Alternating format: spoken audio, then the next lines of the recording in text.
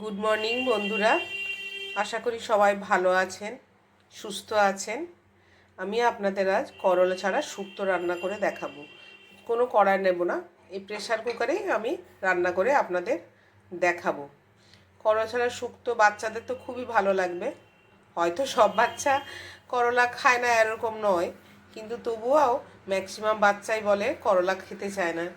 সেই জন্য আপনাদের করলা ছাড়া শুক্তো করে দেখাবো। এটা যথেষ্ট হেলদি এবং টেস্টি। চলুন রান্নাটা তাহলে প্রেসার কুকারে আমি শুরু করছি।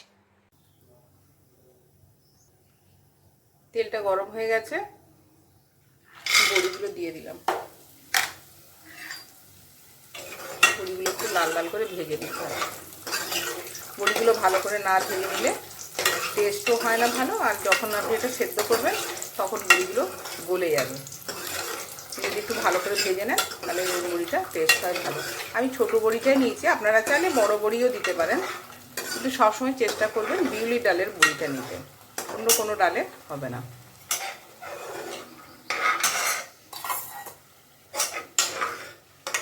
বড়িগুলোকে আমি তুলে নিলাম। দেখতেই পাচ্ছেন আমি কতটা লাল লাল করে ভেজেছি। এর বেশি ভাজলে আবার বড়িটা পুড়ে যাবে, খেয়াল রাখতে হবে সবসময় যেন পুড়ে না যায়। এবার তেলের মধ্যে আমি শুকনো লঙ্কাটা দিয়ে দিলাম।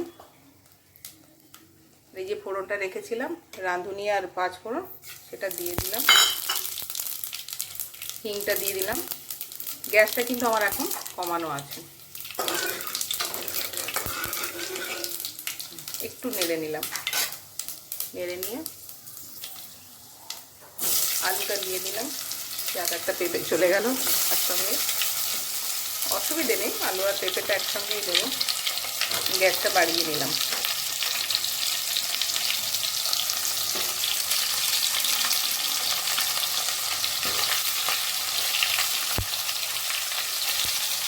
এই পাচ্ছেন এটা খুব তাড়াতাড়ি রান্না হয়। একটু ভেজে নেবো, গ্যাসটা বাড়ানোই আছে।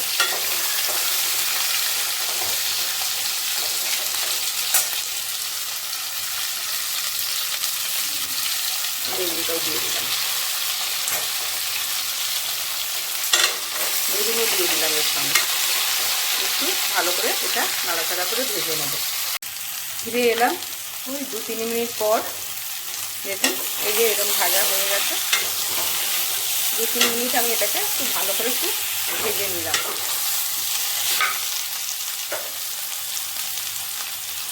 এরপর এর মধ্যে আমি দিয়ে দিচ্ছি